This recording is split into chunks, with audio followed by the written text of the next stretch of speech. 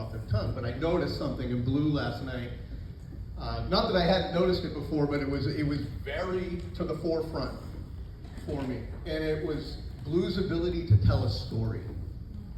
The way he weaved from start to finish was complete full circle that was so intuitive. I even had to brag on it to Marcel, and he was like, "What about me? How was mine?" Blue really is, his storytelling is off the hook. Like, that was incredible. So I bring that up because 15 years later, trials, tribulations, everything that could happen has happened, Murphy's Law, all of that stuff. The gentleman does not need to be here anymore, but he continues to do this because he is that example. This is why his skill set in mentoring mentors, right, and storytelling have evolved to a pinnacle that most people will never, ever reach. And I'm just thoroughly impressed each and every day by what this gentleman represents. Thank you, Blue, for enrolling me. Thank you for being, patient with me. And thanks for sticking this out for going on almost 16 years, brother. Ladies and gentlemen, stand up. Round of applause, presidential consultant, Blue Wheeler.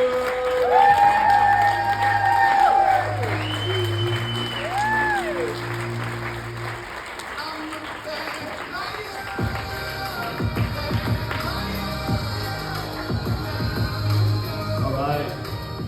Well, thank you guys. I actually am speaking tomorrow. Marcel had to take off tonight, so I'm just saying goodbye tonight, really wrapping up things up, but I had a few things on my mind that we'll discuss. We're doing pretty good on time. Real quick, guys, just by your cheers and applause, how do we do today so far?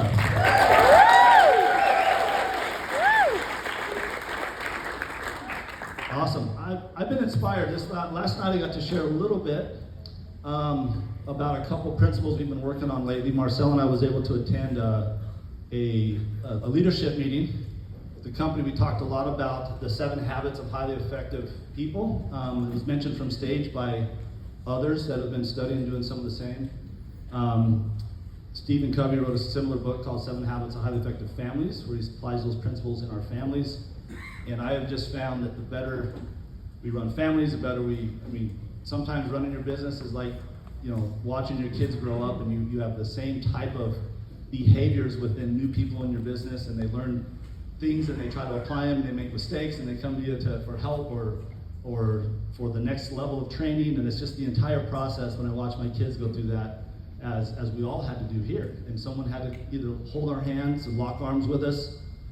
Some of your leaders may have just pointed the direction, right? I think you're feeling a little different here. If this is one of your first times here, that you're going to see, we don't just point the direction. Hopefully you feel the difference. We've shown you what we did. We were pointing the direction we went, the hard times we had, the things we actually did. Last night I shared a principle about beginning with the end in mind. Okay, and I want you to think about this a little bit. Everyone up here today has hopefully given you a little bit of a vision of what the end in mind kind of is, right? And the beauty of that is everyone here talking to you today is still getting to their end. So they're explaining to you somewhere that it's on their path. It's not even where they're at yet, right? Or where they want to be to end up.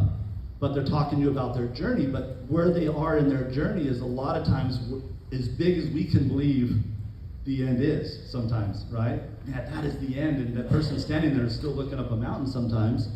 But the reality is that there is an ability, right, to inspire for all these leaders to say, here is something to focus on so that at least you're heading in the right direction. Too many times we go back and forth and we're not always heading in the right direction. Actually, Stephen Covey came and did a leadership thing. It was back in 1996. I was at an event that he spoke at, and he was kind of joking around it, but he said this very specifically. He said, I have not always been on the straight and narrow path, talking about this direction that he was heading. He said, but I crossed it as often as I could. And I've used that a lot in my life, because I think that's like, flying an airplane or anything. We want to be on this course, but every day we're off a little bit. The ability for us to recognize, be inspired, course correct, and get back on that path. The farther we're off, the farther we get out, and the longer it takes to come back. But the little adjustments we make constantly keep us better on that path, better on our goals, whatever we're trying to accomplish. And I really believe that you have a very good foundation for what we're just presented today. We aren't even talking about tomorrow yet. And think about some of your notes. Think about some of the nuggets you might have took tonight. We might talk about those in 1 second. Things that stood out to you that we could share, that you circled or highlighted for you to do, actions that you can take, things that you can take home. With that being said, there was something last night that hit my mind from this training I just wanted to share that may help. I think it is far too easy, okay? And this is a kind of a quote out of the concept of the quote out of something we learned. It's far too easy for us to work and work and work and work hard, and we do everything we can and we bust it and climb this ladder, okay? Just to find out that the ladder is leaning on the wrong wall, right? Does that ring true with some of our past up to this point? Some of our choices in careers and jobs or direction or family stuff? Like, we can go on and on, but it applies in a lot of ways, but today we'll apply it here. Sometimes our efforts in becoming who we really want to be isn't lost in the fact that we've climbed the ladder to success somewhere. We learn along the way, and here we can apply those principles, but the reality of us being on the wrong wall happens a lot. And for us to be humble enough to say, I got to take the ladder, move it over here, start from the beginning, and put it on a different path, different wall, a different direction.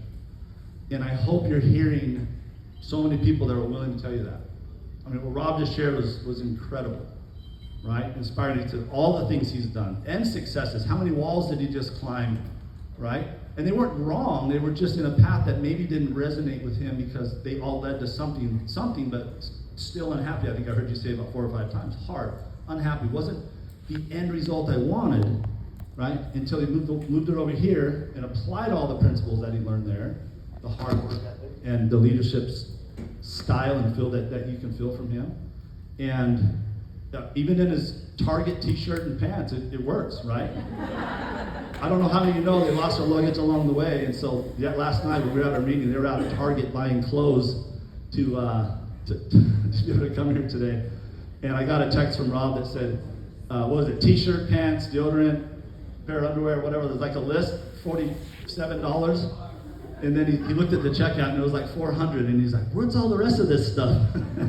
And Summer laughed, and so I was like, well, mine was only 40 and 5 and 6, but I needed a curling iron, I needed this, I needed that, and so restocking your bags took a little bit, but it's whatever it takes. I just laugh. It's like, it doesn't matter. I literally now, you feel before your phone and your wallet, let's go, right? As long as you have those 2 things, you can at least communicate and get around. Maybe a phone charger. I don't know how many times I got phone and wallet and no charger, and then pretty soon you're at Circle K or something buying the $10 or $30 charger at that point, right? To charge your phone, to get that one phone call, to get back to where you need to be. We appreciate all of the people that spoke today, but that resonated with me. If I had to give you some nuggets that I learned, it would be what I just heard. That inspiring, what are you waiting for, right? Right? What's going to change in the next 3 months that didn't change last 3 months? Right? The principles are the same, behaviors are the same, the training is the same.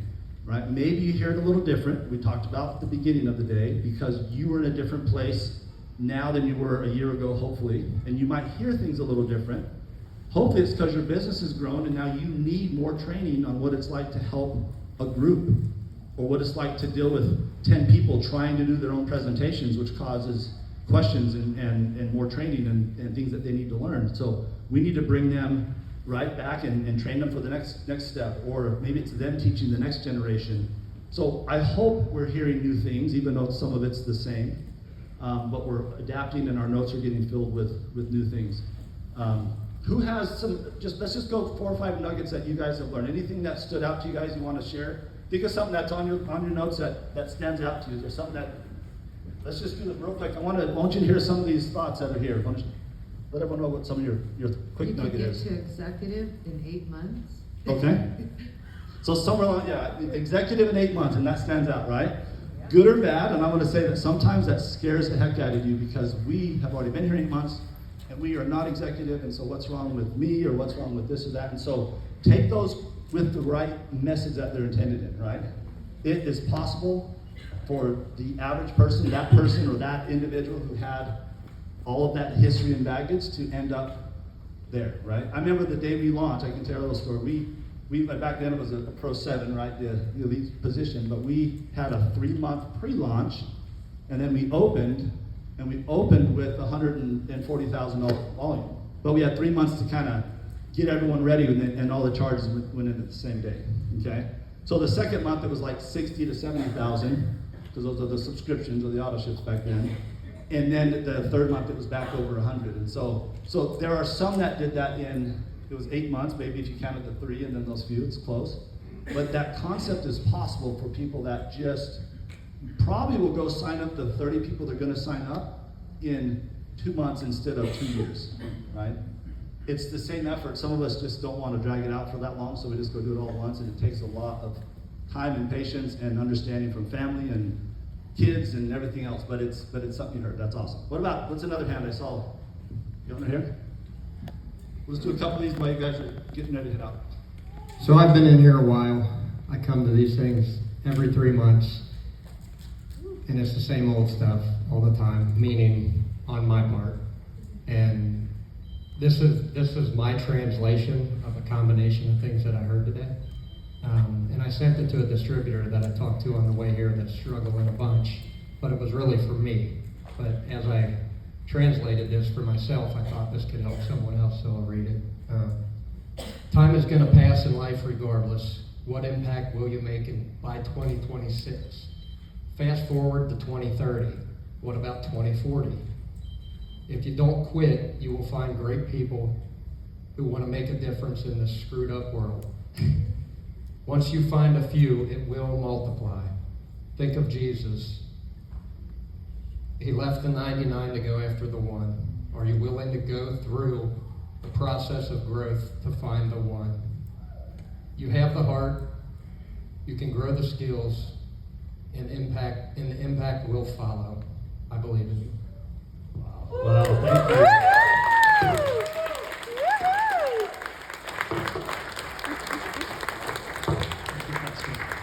Thank you. Thanks for being a little vulnerable. It's hard to sometimes share what we need, right? But I think that's where we grow. When we can do that and realize that we can, people hold us a little bit accountable for that, right? When you start sharing those things and you come back, hey, remember when you shared that? Yeah. What's changed? Are you following through? And it's not hard questions. They're just, the right person can ask that and remind us and help us stay on track. Something I've done is when somebody gives me that, I would cut and paste that instead of their photo when on the phone when it has you put their the photo in for their contact. I put that, and I'll tell you why. When they call me on the phone, what pops up on my screen? That, and if I just pause for 1 second before I answer that call, and refresh my memory on what their why is, right? I just read a second. Sometimes it's a picture of a truck that's their life dream. Bucket list stuff. Sometimes it's a picture of their grandkids. Sometimes it's a statement like that. If I just read it real quick when I answer the phone, I can answer with an idea of hopefully what they're thinking about or what they're trying to accomplish. And if their questions or concerns are different or not getting them to that, then I can remind them of what they decided to do, right? But integrity is what? Is the ability to do the deed, to do that after the emotion of the moment has passed. And right now the emotion is here. I mean, you feel it. I mean, your hands are shaking, you feel it. It's all over you, you feel it. Now going home tomorrow morning, right, the next day, Monday morning you wake up, what is different? Are you up 30 minutes earlier to get that stuff done, to get those calls done? I had to make commitments to leave my home, even if it was a mile down the road, pull over and start making calls, because when I started this business, I have 6 kids, right, under the age of 8, right? And some of you guys know, my oldest was 7 years and 2 months old when my youngest was born. There was 6 in there somewhere. I don't know how you do the math. It's like 15 months apart if you figure it out. A lot of little kids, when we go grocery shopping, it was always a joke, you have one on each hip, some in the stroller, and you're looking for the other 2 because they're out somewhere, right? But they're all under 7 and under, right? So I had to leave. I had to make commitments for something like that to leave and go actually commit to doing that. So I'm interested to see what you do. And I don't ever tell people what they should commit to. I'll tell them what I did. We'll give them some guidance, inspire them to make the commitments, and then help hold them accountable when they do, right?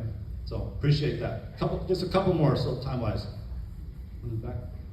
Sorry, I missed it. Yeah. A nugget that I wanted to share. I don't remember who. Is that better?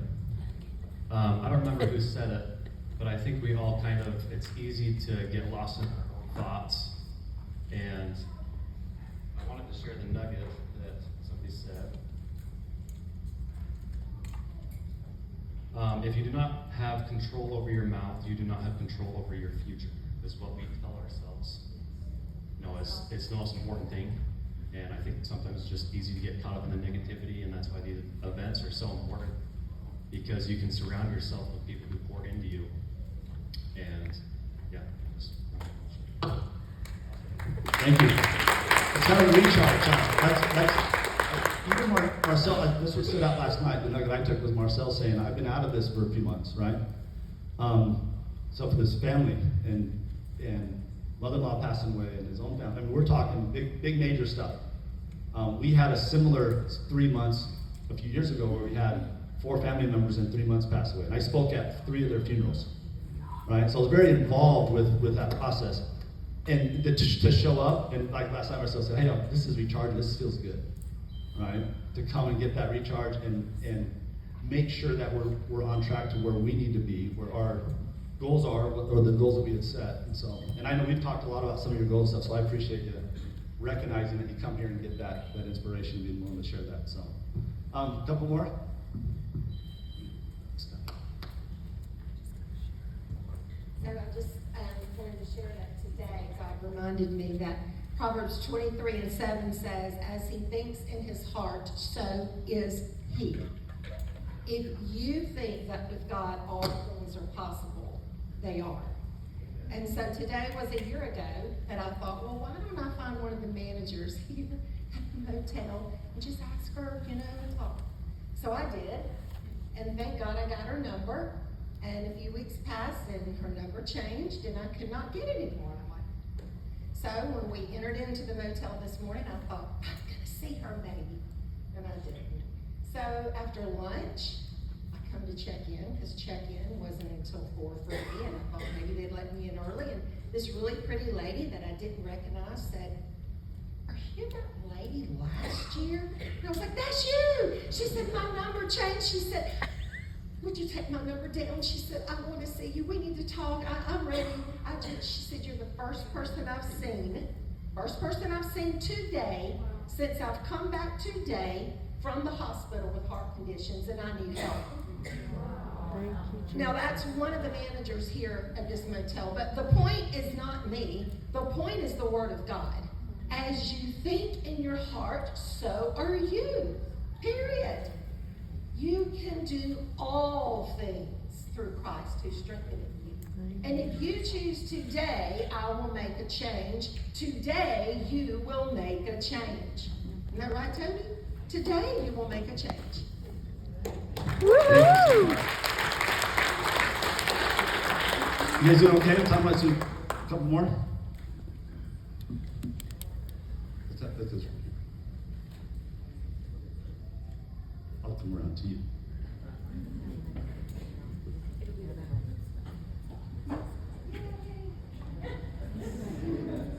Hi everyone, if you're meeting me for the first time, my name is Barbara. I'm from New York.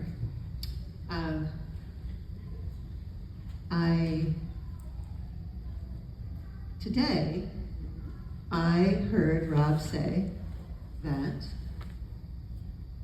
it's easy if you go from your head to your heart. And I see some nods saying, oh yes, that's true. When I really think about that, every single problem, every single story I've ever told myself about something going wrong in my marriage is in my head. So if I go in my heart, there's no problems in my heart. My heart doesn't have any problem with anybody. If somebody ghosts me, it's not my heart that has a problem with that. I just love everybody. If somebody doesn't want to be my friend anymore, which is rare but has occasionally been, my heart doesn't have a problem with that because I feel compassion for someone who wouldn't want to be my friend. I'm a very loving person. You want to be my friend? Well, I'm gonna love you anyway. So if I truly take that advice and move from my head to my heart, I don't have to worry about problems. And if I feel a problem, I have a place to go. So if I take the problem and put it in my heart, the problem part will dissolve and I'll have compassion for the situation, whether that's for myself or somebody else. And so I'm very grateful for that, because one of the things that's held me back is the stories I tell myself in my head about what the thing that just happened is about, means, that people will still be talking about in 9 generations, even though I don't have kids, right? Whatever it's going to be. So I'm very grateful for that, because I do trust my heart as a safe place. And I didn't always trust my heart as a safe place, but I do now. And so if I have a place to take the thoughts, if I have a safe place for the thoughts to go, where I know that they can be diffused and snuggled, it's going to be all right. And I will need help from others, upline, downline, friends, blue, to stay in my heart and to keep on returning there, like return. So I was really grateful for that. Thank you so much. Thank you, guys. Let's say one more right here real quick. And I didn't take notes because I did a video sometimes, but